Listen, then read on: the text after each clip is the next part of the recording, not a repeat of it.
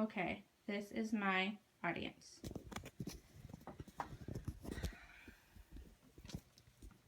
Today I'm going to demonstrate how to tie-dye. Tie-dye was first brought to America in the 1960s with the hippie movement. It was a way of expressing the free-natured spirit of the hippies. However, tie-dye was first introduced in the 6th century by India, Japan, and Africa. I'm doing this speech to teach you how to tie-dye a t-shirt. In this demonstration, I will show you how to get the area ready, get the materials together and ready, do the tie-dyeing process, and finish up the process and create a lasting tie-dye t-shirt. For this process, you will need plastic cover or a trash bag, rubber gloves or plastic gloves, dye, t-shirts, rubber bands, and Ziploc bags. So first, to get the area ready, you have to cover the area in plastic or trash bags, as I did, to keep the dye from getting everything stained. Then you put on your rubber gloves or plastic gloves.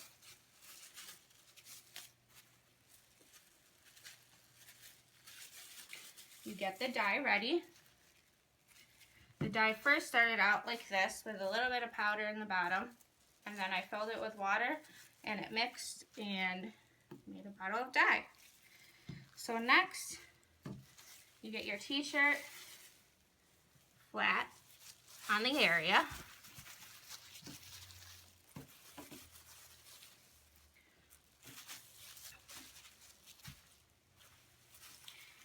And you're going to take the middle of the t-shirt, pinch it like this, and you're going to begin swirling it.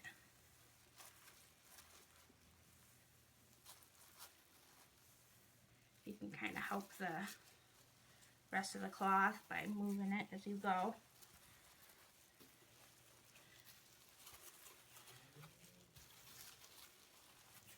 Until you get a swirl like this. And then you're going to take a rubber band. Okay, so you're going to start sectioning off the t-shirt with the rubber bands.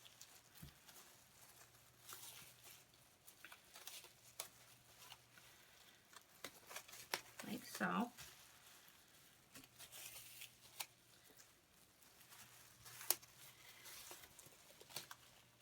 You can put about between 4 to 6 rubber bands on there.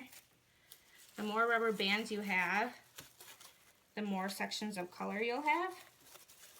You want to try to tuck the excess cloth into the rubber bands.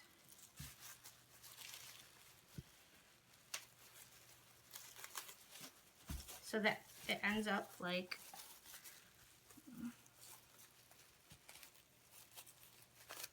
I'm just going to add one more.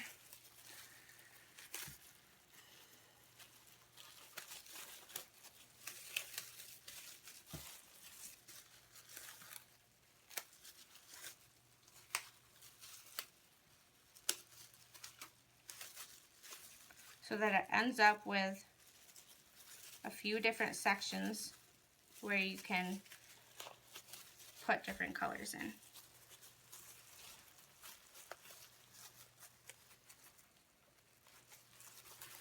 Okay, so once you have your sections, you can go ahead and take your dye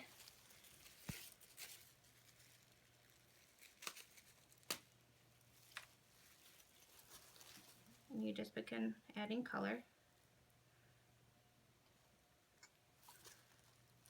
You want to try to lift up the little folds so that you can get the color everywhere.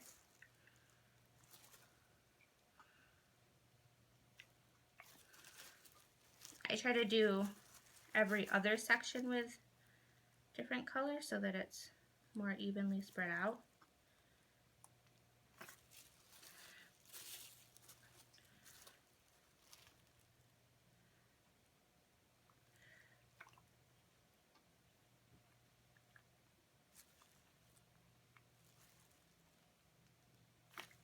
This is obviously a very messy process. And then you're going to want to flip it and get the other side too. Another important thing to do when you're tie-dyeing t-shirts is you want to wash them first, the t-shirts first, so that they're pre-shrunk.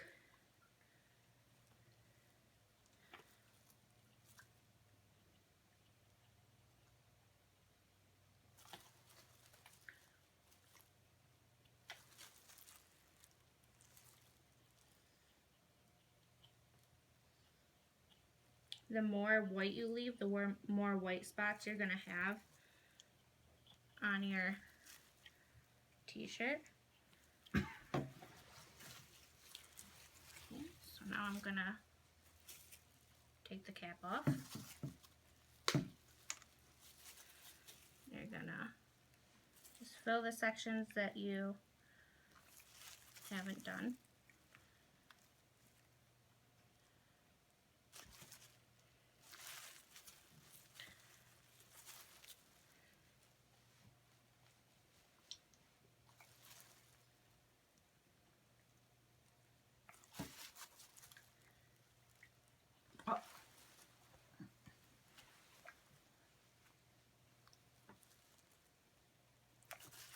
Here, flip it again.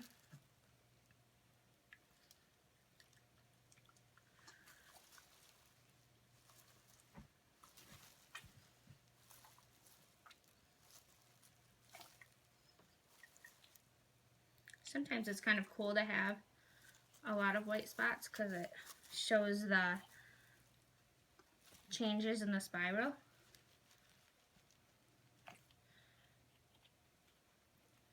Also, all the folds that you don't get will be white too, so.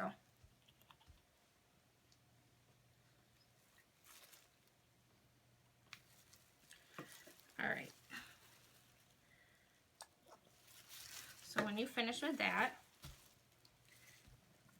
you go ahead and you get a Ziploc bag